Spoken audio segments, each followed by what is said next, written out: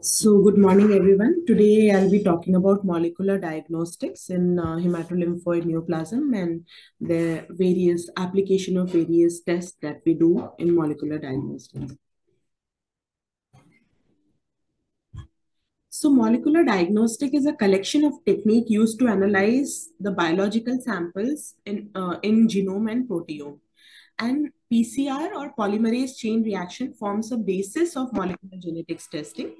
PCR is a technique that takes specific sequence of DNA or maybe the cDNA that is converted from RNA in small amount and amplifies it for further testing.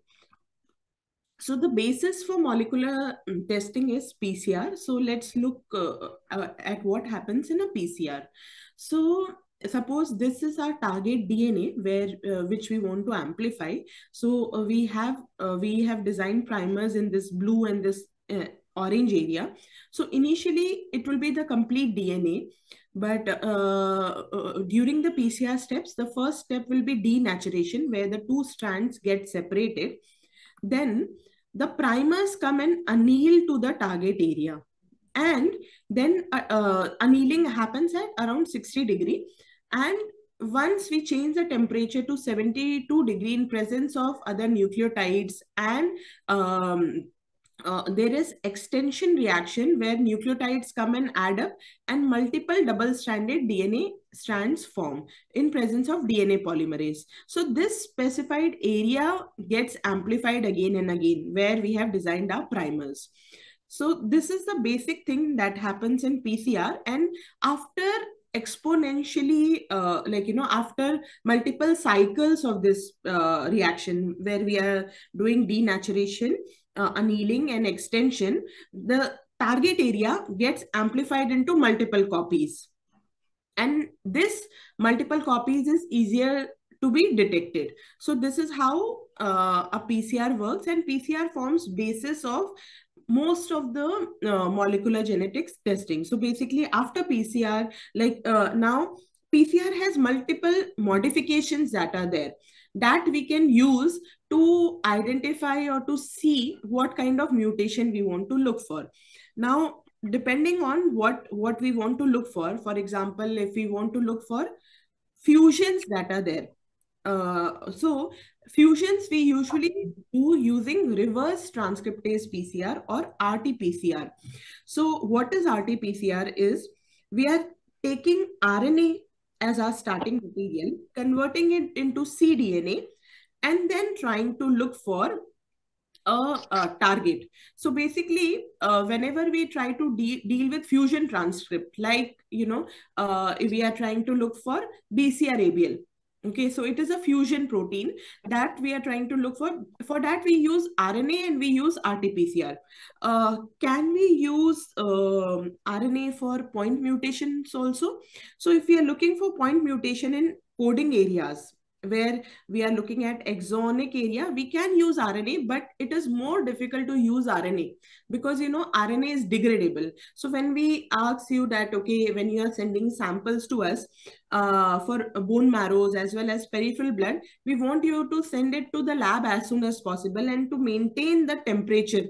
That becomes important. So the molecular sample that comes to us, it comes in a box that is in ice, so that the RNA does not get degraded. So it is difficult to deal with RNA because RNA gets degraded very quickly. So where it is must or it is essential to use RNA, we use RNA. Otherwise, wherever possible, wherever tests can be used doing DNA, we prefer DNA because DNA is very easily extractable, and it does not get degraded as RNA does. So now DNA-based PCR also has multiple modifications, like depending on what kind of your target is. So for example, I'll tell you a few examples like JAK2V617F mutation. It is a point mutation. So if you want to detect a point mutation, you can use allele specific PCR, where you are using primer that is mutant type and other primer that is wild type. So basically, if there is binding with the mutant type primer, that means there is presence of that mutation. Okay, so that way allele specific PCR comes in use. So when we have to know what kind of PCR is needed or what kind of mutation is we want to detect, and accordingly we try to choose the application. For example, if you want to detect deletions or insertions, for example, NPM1 mutation, commonly it is 4 base pair insertion, or FLT3 ITD, that is FLT3 internal tandem duplication, is a insertion that happens. So what we do is we amplify our target area, like that area, and if we are getting a product, suppose for NPM1 mutation, I'll show you example also. For NPM1 mutation, we generally get a product of 170 base pair, wild type product. But if there's mutation, there'll be addition of 4 base pair. And after doing a PCR, we do fragment length analysis, and there we can identify an additional peak that is there. So this is how what you want to look at. It becomes important to know what kind of PCR you need. There are various kind of PCRs that are available, and then we try to choose what type of PCR depending on what we want to look at. Okay. So if we look at the clinical application of molecular genetics testing, we have just now, currently it has become very important for diagnosis, classification, and prognosis. If we look at the WHO classification, most of the diseases has diagnosis based on molecular genetics testing. Apart from diagnosis and prognosis, it also becomes important during monitoring time point, where you can predict relapse based on the disease burden, where you use molecular testing for monitoring the disease. And it is also important for choosing therapy. For example, FLT3 ITD or FLT3 inhibitors are used for FLT3 mutated AMLs. So with that, let's look at examples and see how molecular diagnostic is helping us. First case is a 41-year-old male who complained of fever and cough for 15 days. On examination, had no lymphadenopathy or organomegaly. There was pancytopenia on CBC. On peripheral blood, can anyone say what are these cells that we are seeing? So we have these cells, and there is abundant cytoplasm. In this cytoplasm, we are seeing this long structure. So can anyone volunteer what are these things, what we can think of in this case?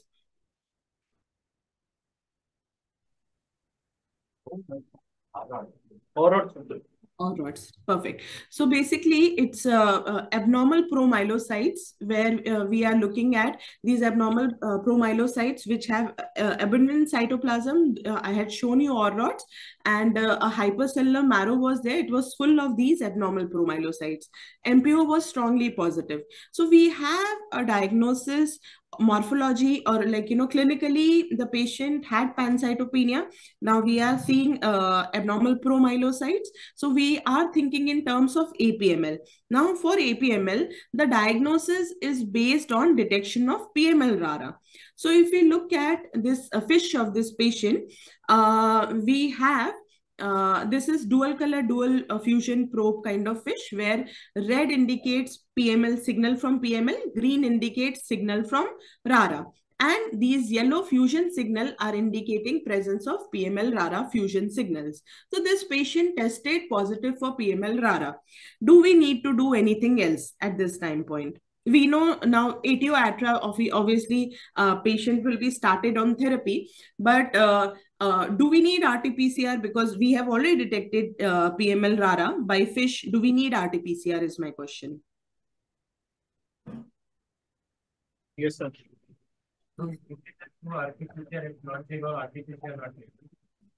Okay, so why I didn't get the reasoning behind it. So why would RT-PCR be needed? Okay, so to identify the transcript type so that we can monitor the patients. Okay, so yes, now we know that APML is a medical emergency, and identification of PML RARA becomes important for at genetic level. So we have identified using fish. Various techniques that are available are fish or RT-PCR, RQ-PCR, LAMP technique is there, and then there's anti-PML staining that also allows for rapid genetic testing. Now, it is important, again, as we said, to identify the type of PML-RARA transcript at baseline for successive monitoring. Okay. So what are the various pitfalls, or what are the various advantages and disadvantages of various techniques? So if we look at karyotyping, it is specific, but it takes a lot of time. We can't wait for karyotyping results for starting a patient on ATO-ATRA. Fish is specific, very rapid. It gives you diagnosis most of the time, but it misses some cryptic transformation, and as we it does not give us information on PML-RARA transcript type.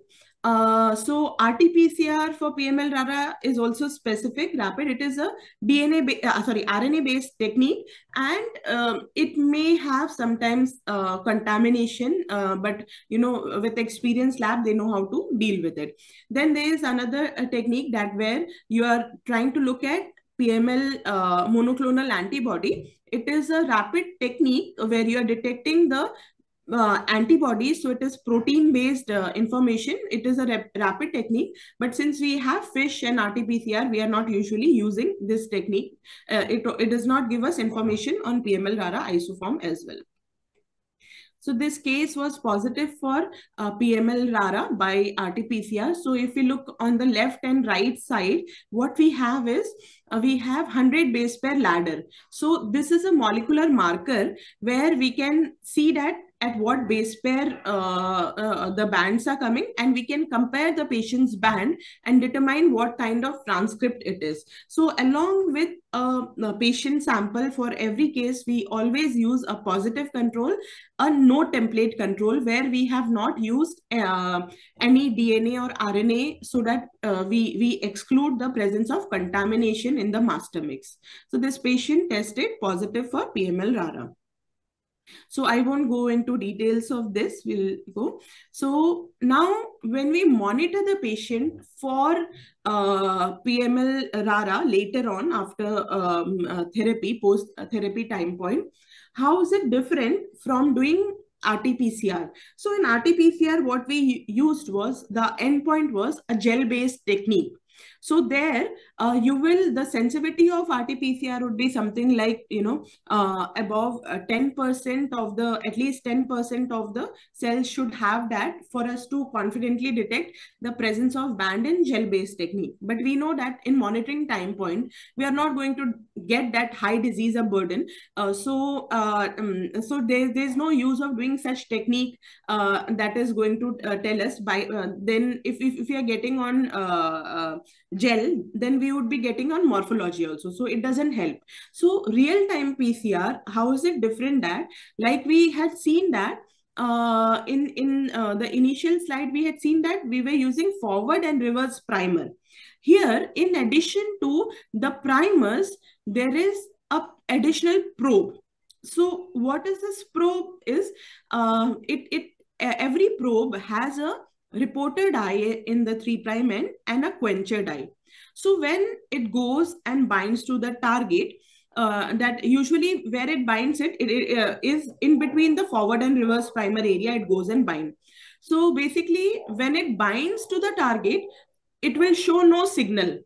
But when the amplification starts, the reporter and quencher dye, they get separated apart. And then it starts showing signal, because why they're getting separated is because of the 5 to 3' exonuclease activity of Taq polymerase when the amplification happens. So the reporter dye will start showing fluorescence. So then it becomes important that this fluorescence can be detected in form of a curve. So we can actually detect the fluorescence at very early time point. So basically, if you look at with COVID PCR, everyone became aware of, we are getting a CT value that is there. So what do we mean by CT value? So CT value is cycle threshold when the signal starts being detected in a real-time PCR. So basically, it gives us a real-time analysis of how much signal is coming, and the earlier amplification starts, lower will be the CT value. So that is how what will happen is that you will come to know the load of the disease. So basically, in real time PCR, what we do is we use plasmids of known concentration of PML RARA, and then we try to detect how much of the load of disease is present in post-treatment time point. Now, if you look at what kind of, so basically for PML RARA also, we have different PCRs for BCR1 and BCR3 transcripts. Sorry. So we have different real-time PCRs. Why it is so? Because in real-time PCR, we cannot amplify a very large area. We need to amplify very targeted area that would be something like only 200 base pair, maximum 200 base pair. Usually our real-time PCR products can be 120 base pair, 100 base pair kind of thing. So basically we have to know the baseline transcript, because that is how we will be able to monitor them using specific real-time PCR. So suppose a patient was BCR3 positive at baseline, and we are doing BCR1 transcript, we will be giving a false negative report for that patient. So it becomes important to do the same transcript monitoring. So what are various other fusions of RARA that we can get in APML? Are these variants that we can detect? So common cases are of ZBTB16, then NPM1 RARA, STAT5B RARA, and these are other rare fusions that we may get. It becomes important to know because, among these, like ZBTB16 is resistant to ATU-ATRA. Similarly, STAT5B RARA is resistant to ATU-ATRA. So it becomes important to identify these variants from a therapeutic perspective also. So if we look at this is a paper. Okay. So Dr. Sumit, I think are you saying something or? So basically, this is a paper where variant type of transcript that was detected. It had a morphology where it was kind of, these were not classical abnormal promyelocytes. These were hypogranulated kind of promyelocyte. And what we detected was the presence of ZBTB16 with STAT5B had poorer prognosis in both in terms of overall survival as well as event-free survival compared to other variants of PML RARA. So with this, we'll come to another example. So 42-year female evaluated outside given as acute promyelocytic leukemia. Here on morphology, we can appreciate abnormal promyelocytes there, which are there, and these were also strongly positive for MPO. Fish was negative for the common translocations, including, the RARA translocation, including PML RARA, RARA variants, and was negative for 821 also. Now, RT-PCR also, this is an arrow which shows a blank line for PML RARA, which was negative for PML RARA. This is a positive control. And we went ahead and performed RNA sequencing, and this patient had RUNX1 RAR-B fusion on RNA sequencing. So this is a these are cases of acute promyelocytic leukemia-like disease, which are generally resistant to ATRA. So in this way, molecular also helps us to give answers where we are not able to understand what is happening, and because classically this looks like APML. For any morphologist it would be APML, but now when we got PML RARA negative by fish, molecular, everything, we have an answer that using RNA sequencing we got another translocation that was there, and this was acute promyelocytic leukemia like disease. So with this, we'll go to case 3. A diagnosed patient of CML was on imatinib who never achieved major molecular response. So if you look at the BCR-ABL1 trend from 2018, even in 2020, there was ISNCN of 10 burden. And so what we did was we went ahead and performed a kinase domain mutation study by Sanger sequencing.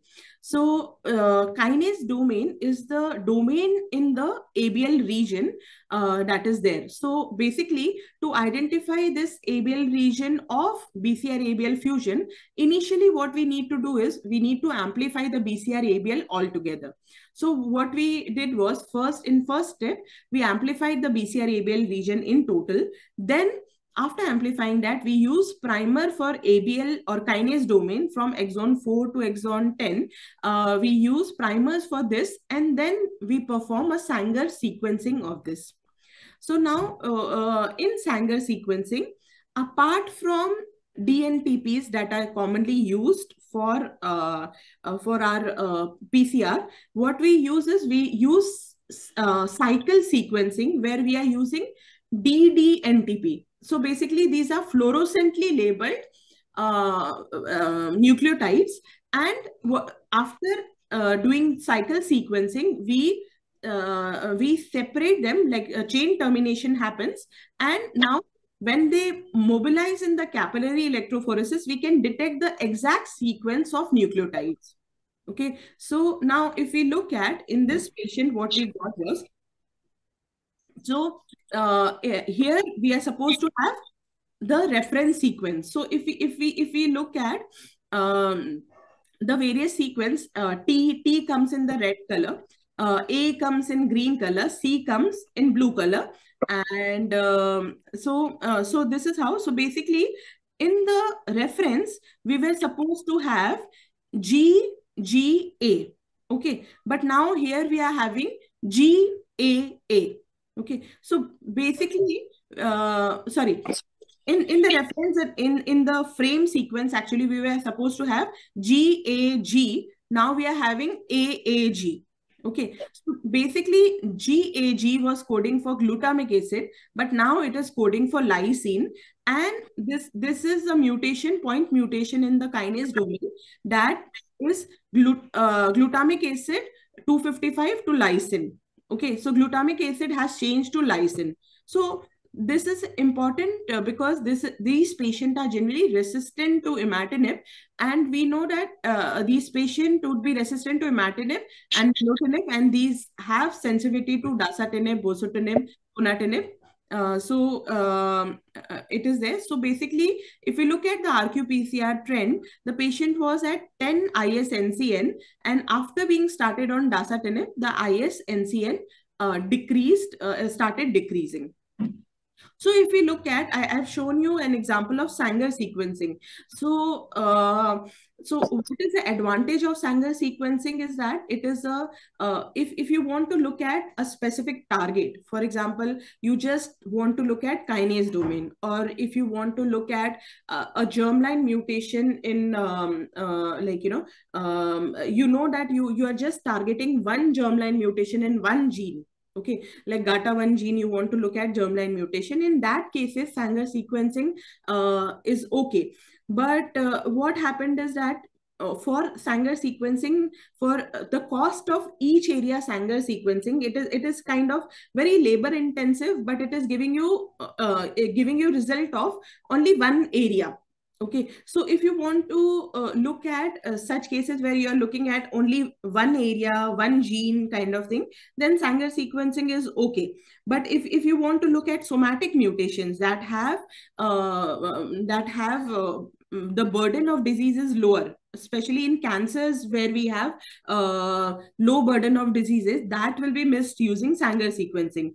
And it is time consuming. Sanger sequencing is very time consuming. If you want to do multiple genes, it becomes very expensive, and it is very difficult to maintain a TAT for Sanger sequencing.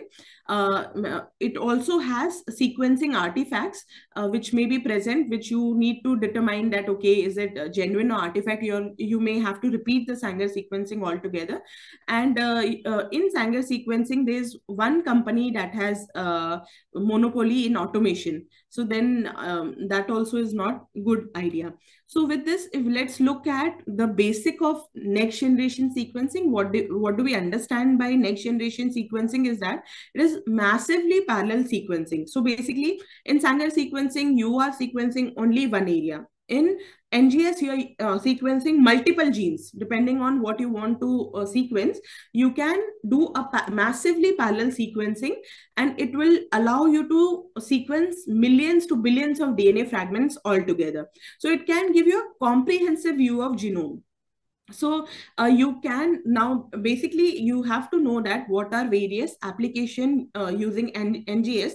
You can sequence what all. So you can sequence entire genome. So whole genome sequencing, whole exome sequencing is there. Whole exome means you are sequencing only the exonic area of the whole genome. Whole genome is in the entire genome, including the introns. Now, if you want to target specific areas, you do targeted sequencing. You can also do RNA sequencing. You can also look at RNA expression. So let me give you example of how whole genome or whole exome would be different from looking at specific. So how whole genome and this would be different from looking for targeted sequencing. I'd give you an example. Suppose doing MD medicine, you are trying to look at the whole area. You are trying to look at the entire cohort, how. So you will have superficial knowledge of almost everything. Okay, so whole genome, whole exome sequencing, whenever you do that, you cannot go to higher depth.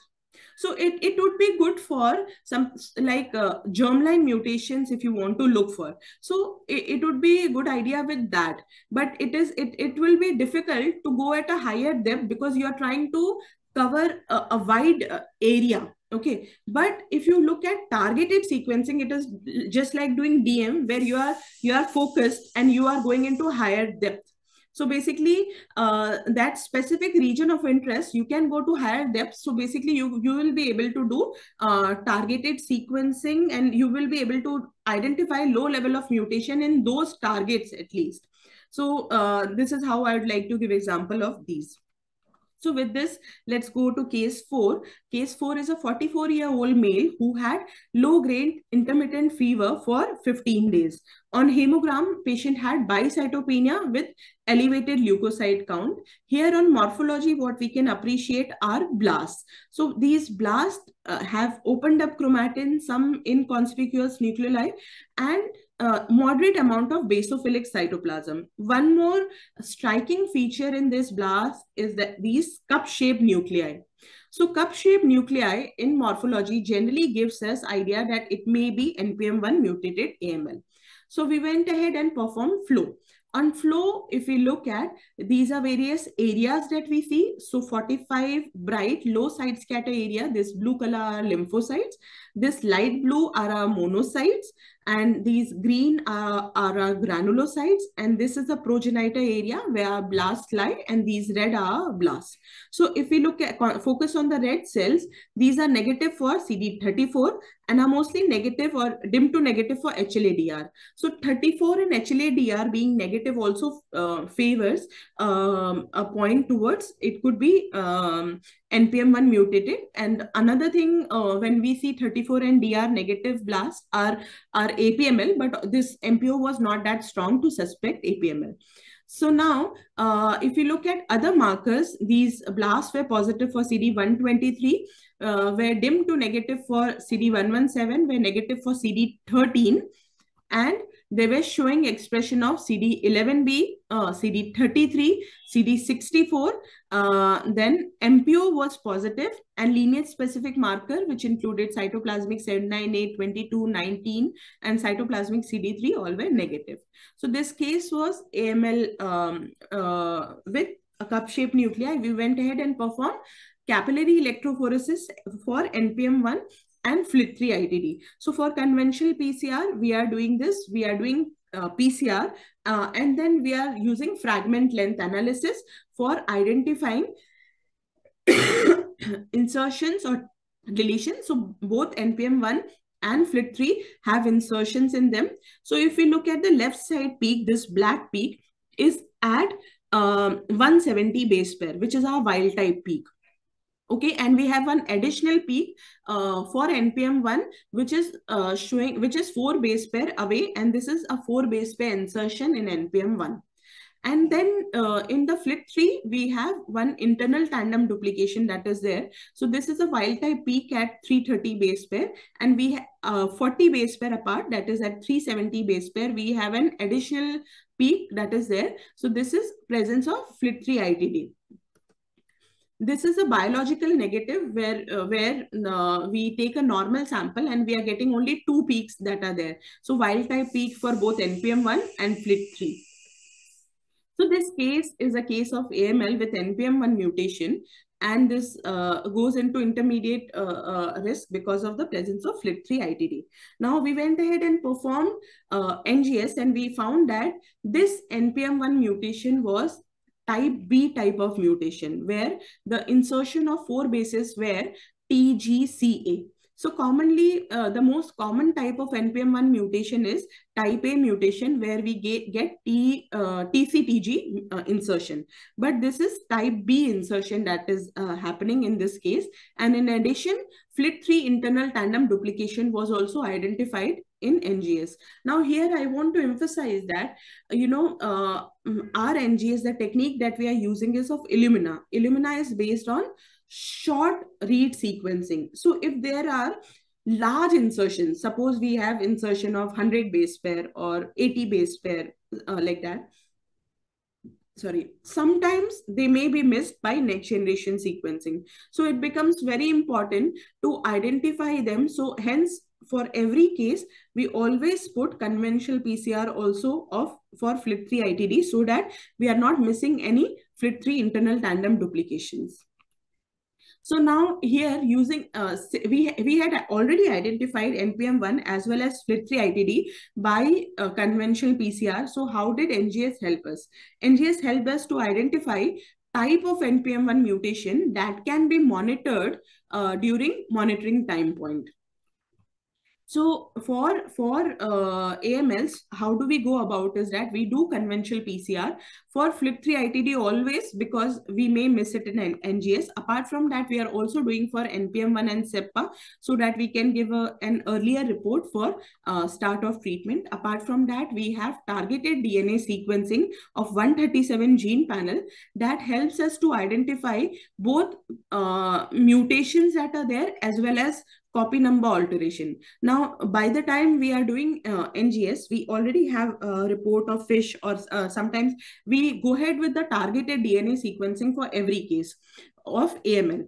Now, if we have identified, by the time the report of DNA comes, if we have identified some target that we know that this is known to cause AML, like for example, in this case, we identified NPM and FLT3 ITD, we would not go for targeted RNA sequencing. But for example, neither FISH nor in targeted DNA sequencing, we have identified something that we know that would be causing AML. We go ahead with targeted RNA sequencing to see if we are missing any fusions that has been missed by cytogenetics, because cryptic translocations won't be picked by cytogenetics, and cytogenetics has limited number of probes that they are using. So we are using more number of genes, so we can identify multiple unknown fusion partners for these genes at least, so that we will be able to categorize the type of AML. So this is our current approach for AML cases. We also look at copy number alterations in AML if we are able to identify. So if you look at NPM1 mutated AML, it is the commonest subset of AML. And even this NPM1 mutated AML, they don't have the same prognosis. So this was a study performed by Dr. Nikhil Patkar. So basically in this, 3 mutations per case was an average mutation that was identified, and total 381 mutations were harbored in 110 patients. And among these mutations, sorry, DNMT3A had a poorer overall survival as well as relapse-free survival in NPM1 mutated cohort. So with that, we went for ahead with the genetic risk scoring, where we saw that with presence of various mutation, for example, what kind of NPM1 mutation was there, and what was the variant allele frequency, what was the mutation burden of NPM1 mutation. So with that, we derived a score using DNMT3, presence of DNMT3A mutation, IDH2 mutation, and FLT3 ITD.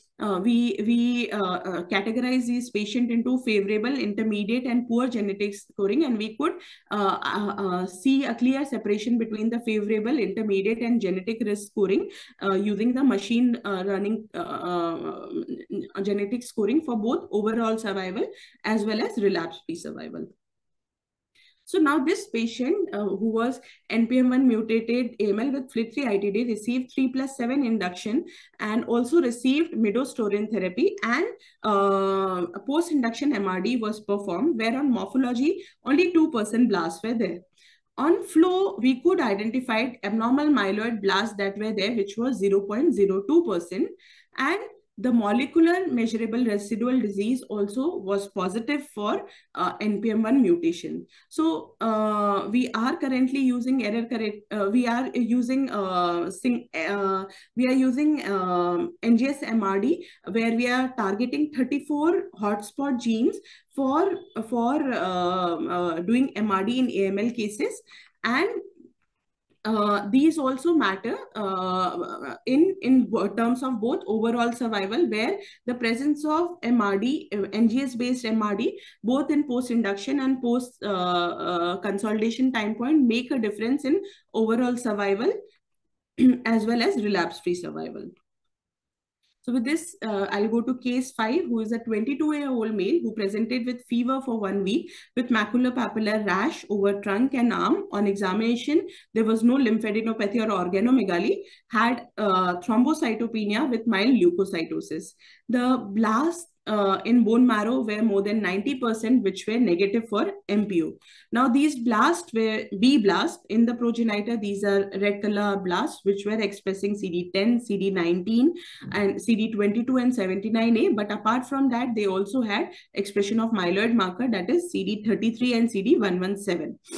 So this case was a case of BALL, and cytogenetics was negative for the common translocation, which included ETV6, RUNX1, BCR-ABL, KMT2A rearrangement.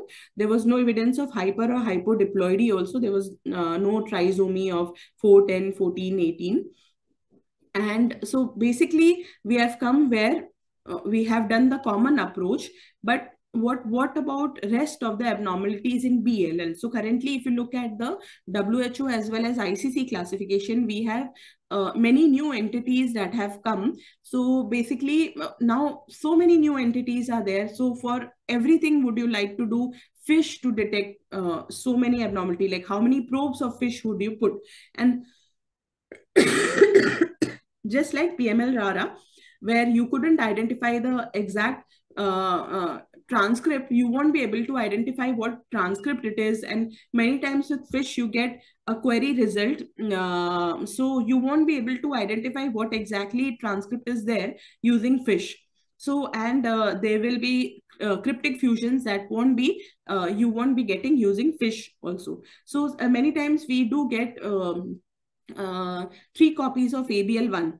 But with that, do we mean that do we treat it like pH like ALL? So that becomes a dilemma always. So in our targeted RNA sequencing in the for the BALL or lymphoid panel, we have 37 gene for whom we can identify multiple unknown fusion partners. So any unknown fusion partner of these 37 gene, we will be able to identify using our targeted RNA sequencing. So we in single patient, we can detect 100 of potential fusions in a single patient using this targeted RNA sequencing. So using this, we got NUC214 and ABL1 fusion, which is a BCR-ABL like BALL. So these BCR-ABL like BALL are actually they are alteration that are they have gene expression just like BCR-ABL, but they lack BCR-ABL fusion, and these are genetically heterogeneous disease where you may have alteration in the JAK-STAT signaling pathway, you may have alteration in the ABL signaling pathway or other signaling pathway. Why it becomes important is that it becomes important because of the fact that you have targeted therapy available for various kinase rearrangement that are there, and even JAK inhibitors are also there for JAK-STAT pathway.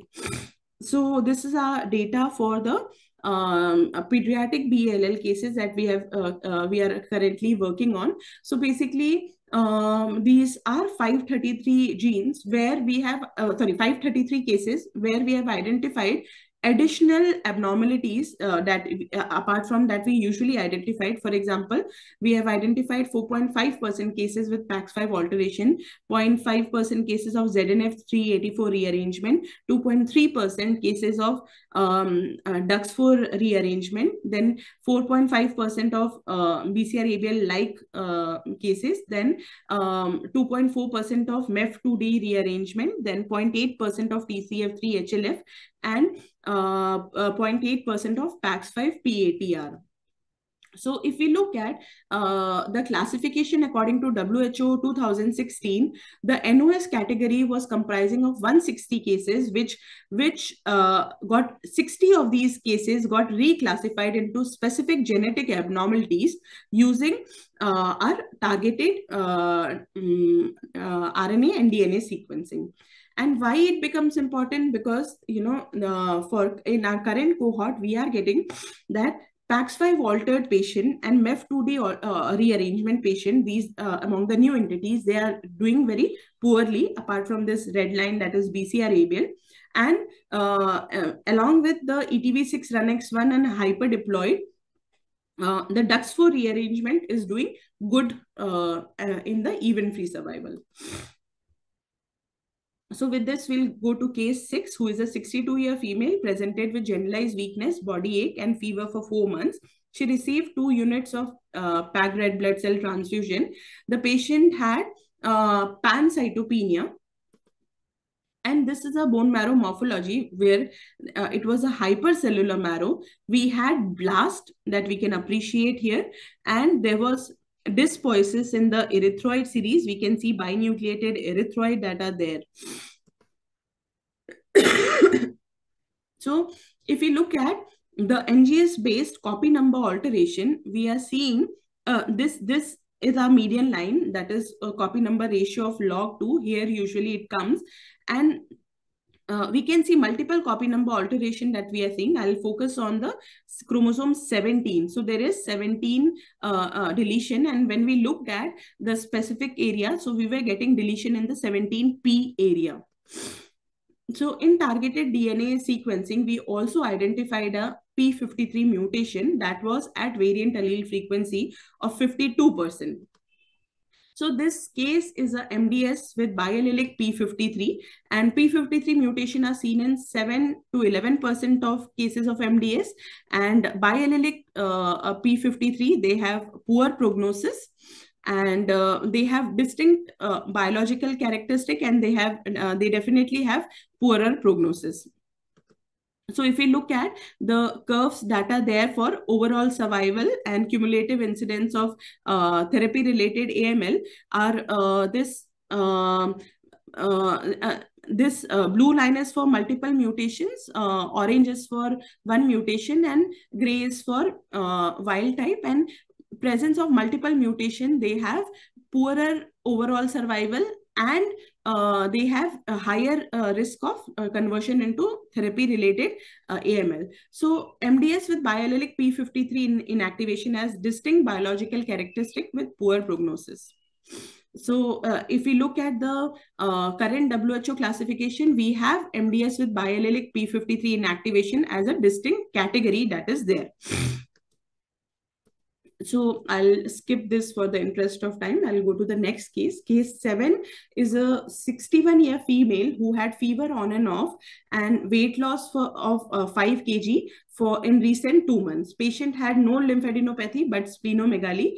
On the peripheral blood, there was leukocytosis with an absolute lymphocyte count of 63,000. So if we look at the morphology, the most prominent cells that we are getting of these lymphocytes, and these ghost kind of cell we are seeing, these are actually smudge cells.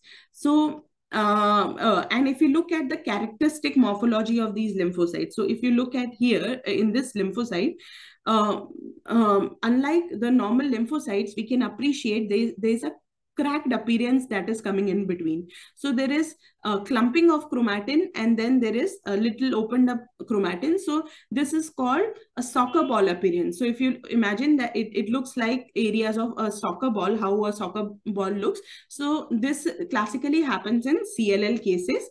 So it is called crack mud or soccer ball pattern that we see in CLL.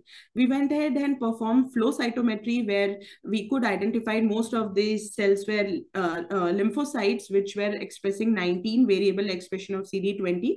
They were expressing CD200 and CD5. So, and these were kappa restricted, and there was presence of CD23 negative for CD10. So we have a diagnosis of CLL based on this. So in fish, if we look at what we are getting is, we are getting 1 red and 2 green signals. So red signal comes from P53 and green signal is coming from the normal CEN17 gene. So this indicates a presence of P53 deletion. Now, NGS, we got a P53 mutation at a variant allele frequency of 93%. This is because one of the allele has a P53 deletion, and other, even if mutation is present, it comes at higher variant allele frequency.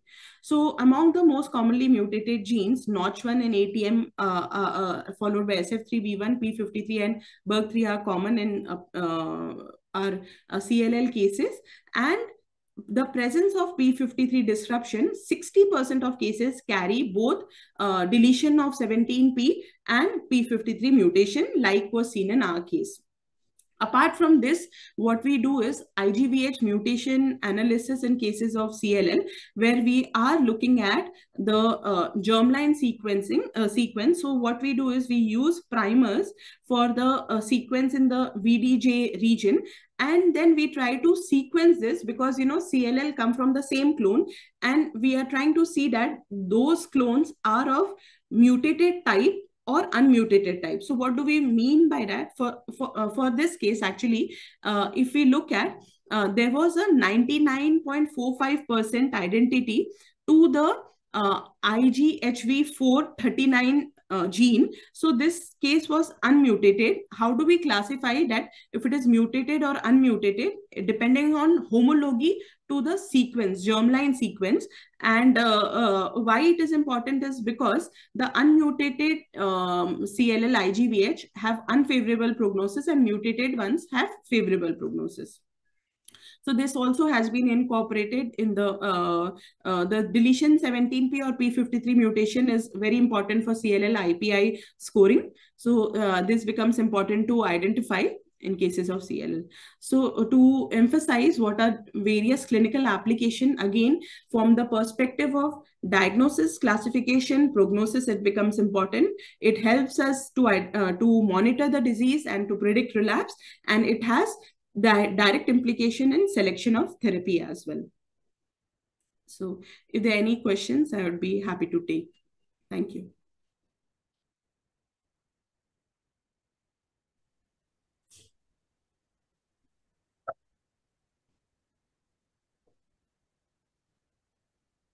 Hello. Yeah.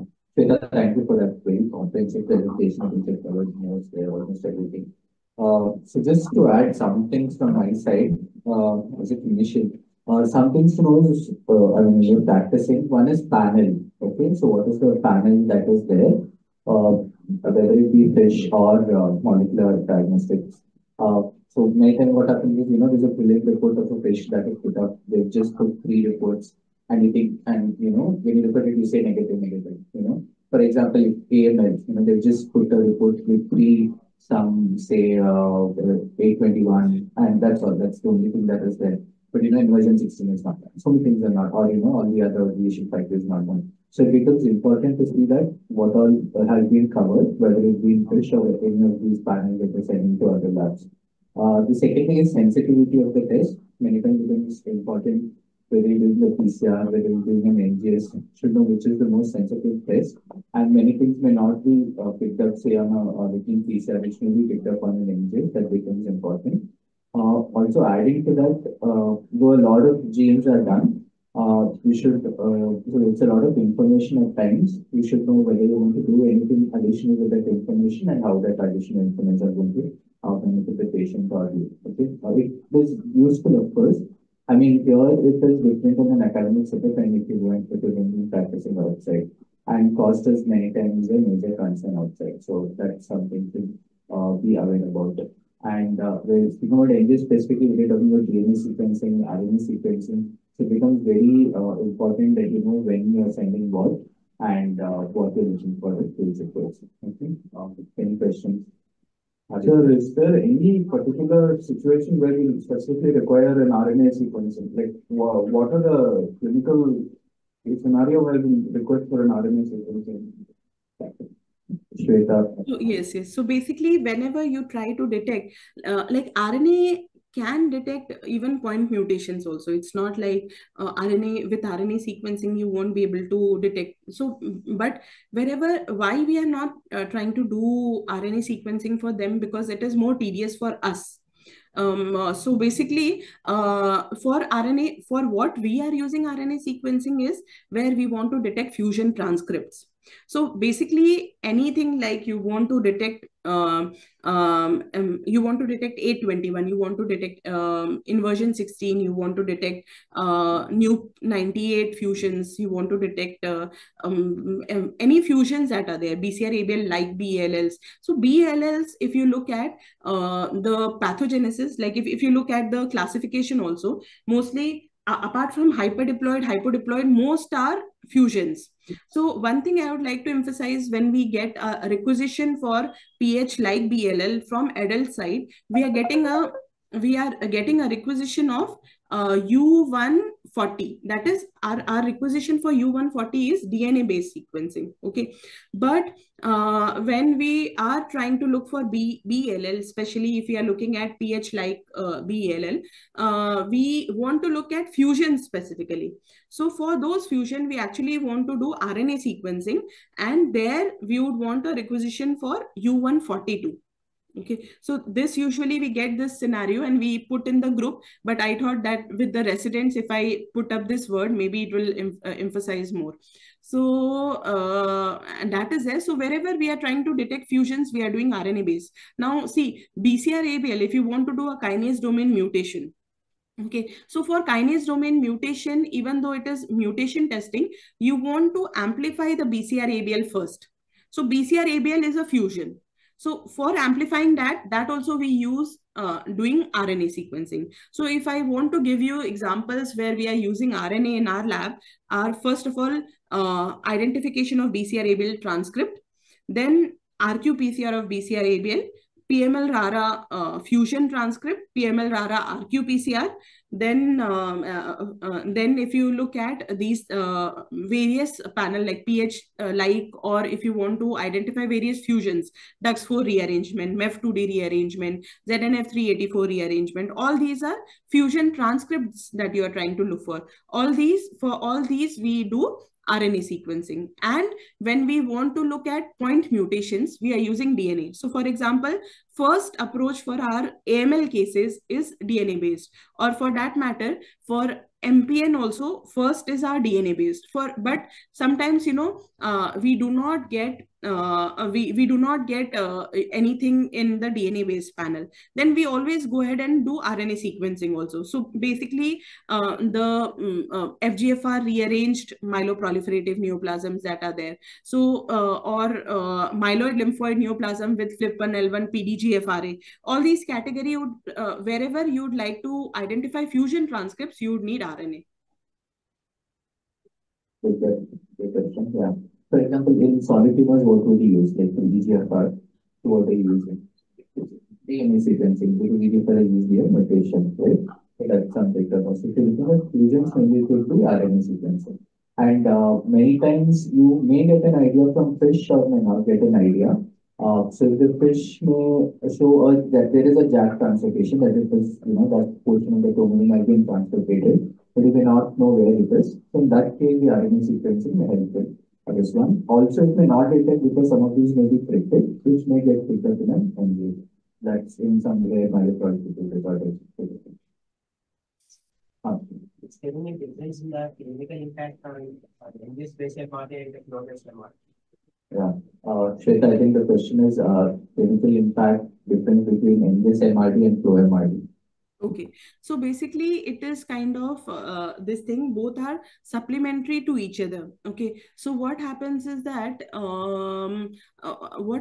there are some cases like, in flow MRD, what happens if specifically for AML MRDs, it becomes important where when you are kind of getting NPM1 mutated AML are usually CD34 negative, HLA-DR negative. So those MRD become difficult to detect by flow. So in such scenarios where MRD may be missed by flow and NGS is picking, that becomes important. So there are a fraction of cases where flow MRD is negative and NGS MRD comes positive, where it may have implications. So basically, these are supplementary to each other is what I would like to say. So, I mean, it's a no-brainer to tell that, say, someone who has, say, NPM MRD positive, and compared to someone who's NPM MRD negative, the NPM MRD positive will probably do worse. I mean, that has been shown also, that's different. But I mean, currently, at least in the frontline setting, I don't think we are changing treatment in any way, say post-induction or so at least. How I think people are using it after completion of therapy is, I think people are using it to follow these patients. So, say doing a molecular MRD, say 2 months or 3 months, and following up these patients to mainly just like it's the idea is to detect relapse earlier than a frank hematological loss of hematological response. And like say in CML also, the main idea why you're doing a PCR is that earlier you detect the relevant transcripts earlier and you can detect them earlier, change and therapy earlier. So that's the thing. So the same thing if you translate it to AML, where you could probably detect this rising MRD earlier and disease earlier, because NGS MRD is definitely more sensitive, definitely much more sensitive than the flow MRD. So you could probably detect that earlier and institute therapy earlier. So that's how they're using it in the West. If baseline NGS has been done outside and it's an NPM1 mutated AMD, I want to do molecular MRD post-induction at our center. So is it possible to do the molecular MRD? Is it difficult? Definitely it is possible. So basically, but only thing, baseline NGS that was performed outside, if we get the report, we know that what kind of NPM1 was there. Like because if we know that what type it was, type A, type B, or which type it was, so we would like to see that if same thing is coming or not. So even if it is not there, even if baseline is not there, suppose only conventional PCR was there, then also we can monitor. It's not like we cannot monitor. It is just the amount of confidence you would have to report would be much more higher. Like otherwise if it is at low level or something, we try to tend to see that, okay, is it contamination, is it genuine, because at MRD levels you are getting very low reads. So basically, if the same type of mutation is present both at baseline and follow-up, it is unlikely it would be because of contamination. So it becomes it gives you more confidence while reporting is what. So, I mean, adding to what I was saying, it's like if we use an NPM MRD to treat the patient, and detect the relapse earlier and then treat the patient, we have to be really careful, because we're treating someone, say, who's probably hardly ever symptomatic, responder probably okay. And only the molecular dose said that the level has gone up from previously 0 to now to 0.01. So many times I think we get cut off what we say 0.1 to identify and the so, but you have to be doubly careful about that because of the frustration. Something else? Working. Okay. Okay. Ma'am, you want to add in? Okay. Thank you so much, Shweta. Thank you. Thank you. Okay. Okay.